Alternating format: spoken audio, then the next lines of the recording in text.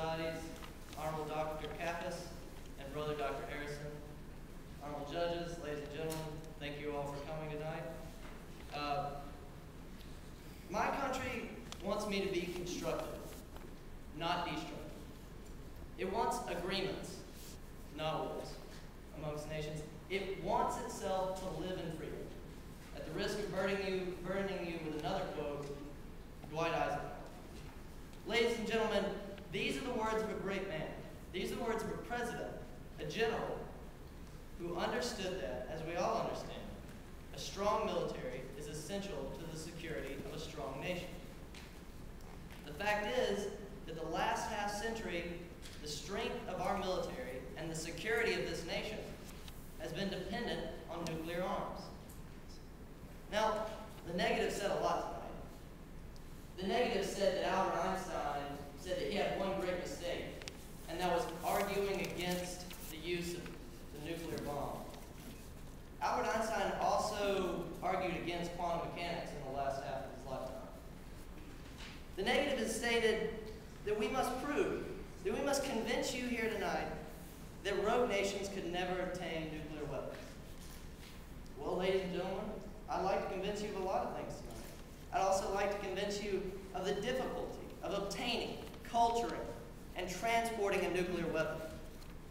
I'd like to prove that war hasn't become a global affair and that we could just possess conventional weapons without using them. But that's not true.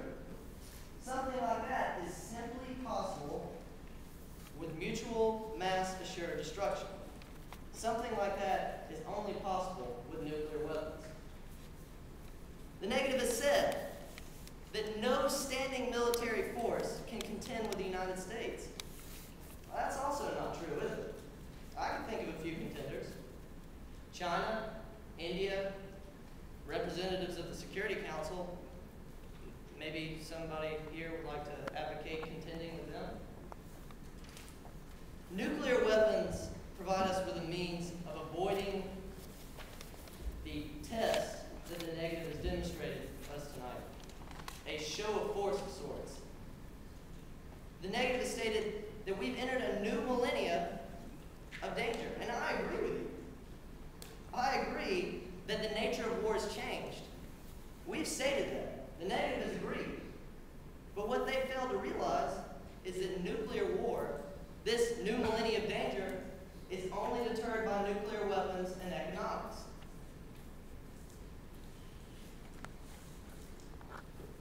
Ladies and gentlemen, we're not warmongers. We're not arms dealers, and we, unlike the negative, recognize that the nature of contemporary war has changed. War has become a global effort, and contemporary war, total war, is to be avoided at all costs. Sister Foxworth reminded us of the concessions that the United States would be forced to make in regards to its security. We forfeit the strategic advantages that we need to defend ourselves. We lose more of the transparency in regards to military supplies, mobility, technology that we possess today. The fact is, nuclear arms stabilize the sphere of international politics. They provide us with an understanding of the odds we face militarily and in terms of our security as a nation. The fact is that we're a nation dependent on statistics.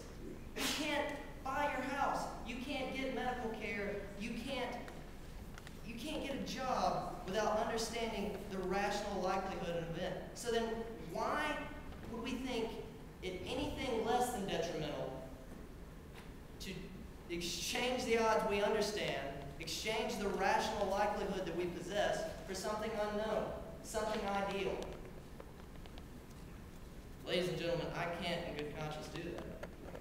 And it's clear that we understand the odds concerning nuclear arms.